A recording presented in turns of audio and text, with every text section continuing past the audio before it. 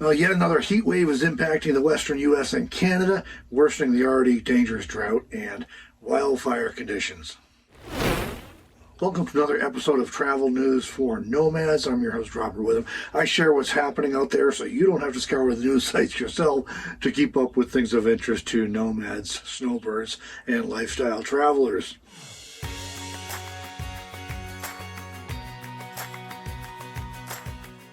Well, this heat and drought this year has been crazy. The western U.S. and Canada are set for the fourth heat wave in 5 weeks, if you can believe that. It really just, if you've been in the western U.S. this year or western Canada, it just feels like it's been one continual heat wave. It doesn't really feel like it's been a series of heat waves, I don't think.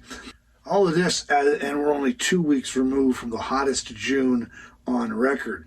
And of course, tragically, there have been literally hundreds of heat-related deaths in the U.S. and Canada already this year due to the weather.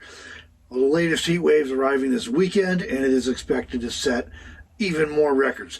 Death Valley, long known as, if not the hottest place on Earth, and certainly one of the hottest places on Earth, they just recorded the hottest 24-hour average temperature they've ever seen there.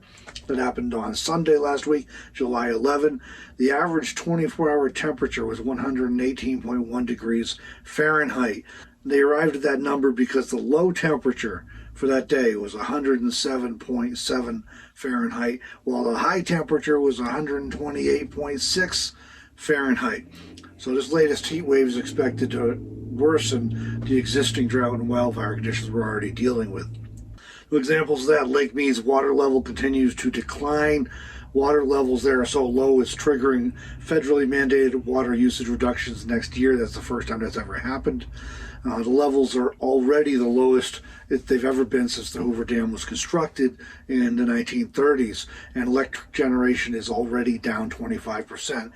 And the water levels continue to drop because our inflows are down from previous years and previous decades, and because they've been taking more water out of that for years now than was coming in.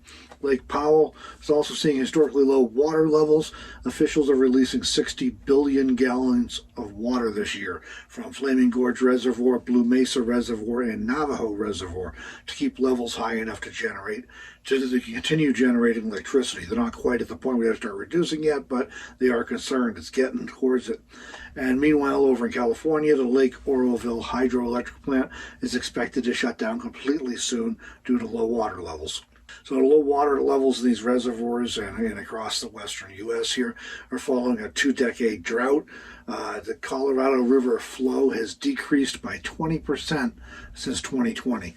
This is resulting in water allowance reductions for cities and agriculture. It's also resulting in reduced electric supply, which may affect businesses and residents. We've already been seeing lots of cases of electric grids not being able to keep up with demand for power for air conditioning and things because of the heat. And of course, the drought's also impacting recreation, things like boating and fishing and other stuff that involves water. It's just, the levels are going so low, it's messing up recreation too. All right, so moving on to something more cheery. Work for nomads, man. Well, I'm frequently asked about income for opportunities for nomads. It's always a tough question because it varies so much based on your skills and interests. The way one person can make money as a nomad is going to be different from the way another person can. Now, unfortunately, a lot of nomad-friendly jobs, especially those that are easy to get into for someone without some existing in-demand skills, well, they typically offer pretty low pay. So, for example, campgrounds, seasonal retail, and what have you, they tend to not pay very good. Well, the current economic situation is bringing some interesting changes as employers are needing to raise wages in order to attract workers. So case in point, just saw an ad this week from Moorcroft, Wyoming. They're offering up to $18 an hour to work at a travel center. Now, Moorcroft is nice enough, but it's just a mostly unremarkable small town in northeast Wyoming. Well, it's located near Devil's Tower, and it's also only a couple hours from Badlands National Park, Custer State Park, and other Black Hills attractions. So I mentioned this as an example. There's lots of work opportunities available right now, and the wages are starting to climb up, and seeing some good opportunities. As sometimes you can find something like this.